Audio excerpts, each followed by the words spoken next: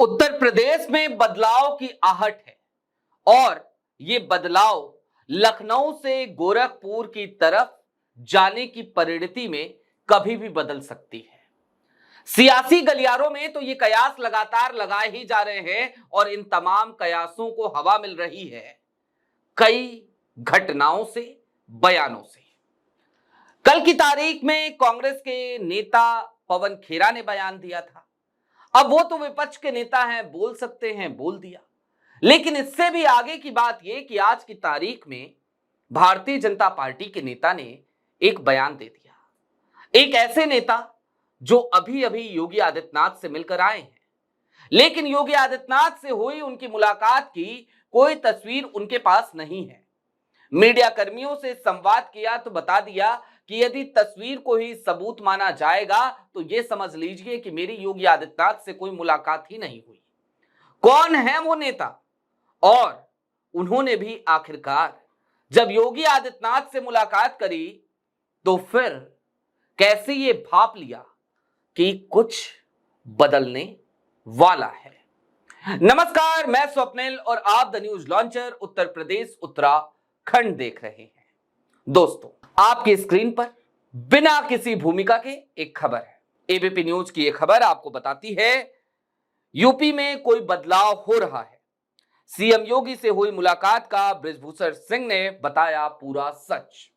और अब इस खबर के विस्तार में चलते हैं और आपको इस खबर का एक हिस्सा दिखाते हैं जो बृजभूषण शरण सिंह का ही जवाब है। वो सीधे तौर पर क्या कह रहे हैं? मेरे हिसाब से यूपी में कोई बदलाव हो रहा है। बृजभूषण शरण सिंह एबीपी न्यूज से बात करते हुए कहते हैं, पूर्व बीजेपी सांसद ने सीएम योगी से हुई मुलाकात के बाद कहा कि मेरे हिसाब से यूपी में कोई बदलाव हो रहा है। मेरी तस्वीर खींची नहीं गई। मेरे हिसाब से सीएम ने हिदायत दी थी कि जब तक हम लोग बात करें डिस्टर्ब ना किया जाए। तस्वीर से प्रमाणित होने की अगर बात है तो मान लीजिए रे नहीं मिले हैं।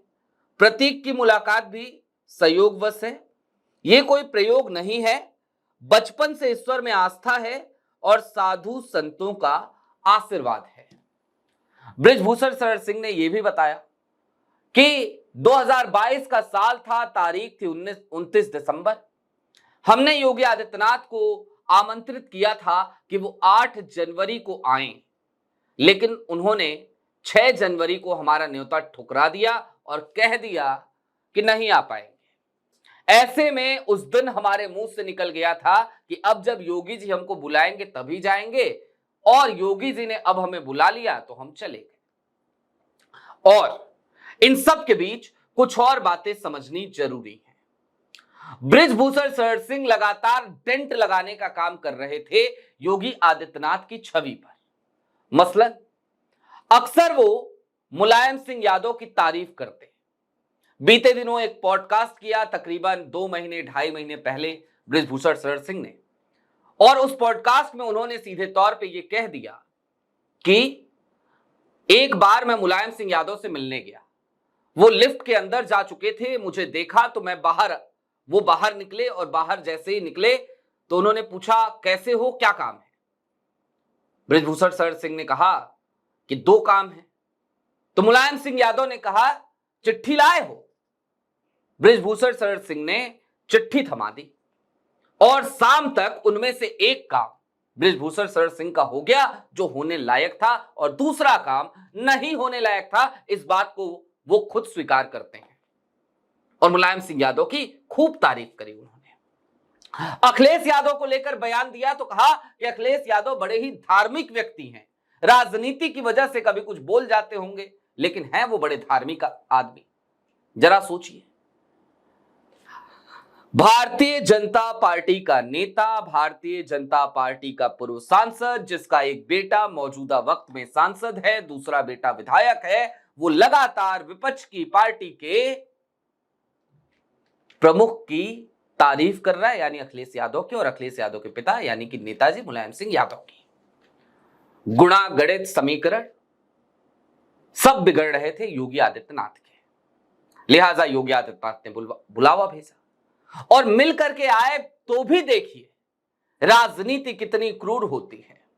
योगी जी से मुलाकात के बाद जब बाहर निकले और उसके बाद जब अब जाकर एबीपी न्यूज के कैमरे के सामने आए तो फिर एक नई तस्वीर खींच दी, या फिर कि उन सियासी अटकलों को और हवा दे दी जो सियासी अटकलें इस बात की चल रही हैं कि योगी आदित्यनाथ जी का सामान पैक हो रहा है, वो गोरखपुर जाएंगे।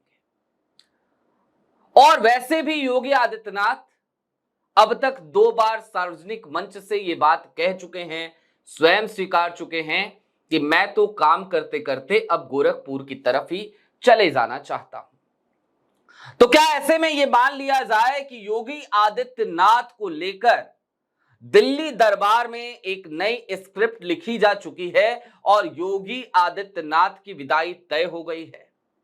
वैसे भी बीते दिनों जिस तरीके की मुलाकातें हुई, जिस तरीके से लखनऊ से दिल्ली तक दौड़ भाग लगी, जिस तरीके की बैठकें हुई केशव प्रसाद मौर्य और ब्रजेश पाठक की, और उसके बाद 24 घंटे के भीतर योगी आदित्यनाथ की मैराथन दौड़, एक ही दिन में 3 हाई प्रोफाइल बैठक वो कर जाते हैं।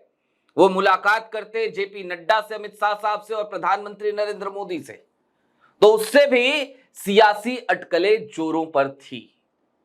और इन सब के बीच योगी आदित्यनाथ की जो तस्वीरें आई, उन तस्वीरों में योगी आदित्यनाथ के चेहरे पर मुस्कुराहट नहीं नजर आ रही थी।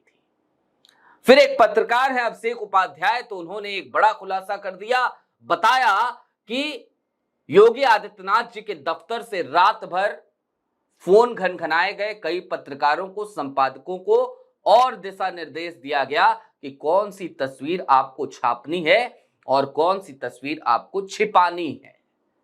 यानी कि सब चंगा सी ऐसा कहा नहीं जा सकता। उत्तर प्रदेश में जो सियासत है वो बदल तो रही है, और तमाम सियासी अटकलों के बीच ब्रजभूषण शरण सिंह का यह बयान, वो भी उस वक्त पे जब वो योगी आदित्यनाथ से मुलाकात करके निकले थे, आ गए थे, उसके बाद ये बयान, ये कहीं ना कहीं एक नया इशारा करता तो है। बहरहाल अभी के लिए दीजिए इजाजत। ऐसे ही तमाम अपडेट्स, तमाम डेवलपमेंट्स के लिए जुड़े रहिए the news launcher Uttar Pradesh Uttarakhand के साथ। शुक्रिया।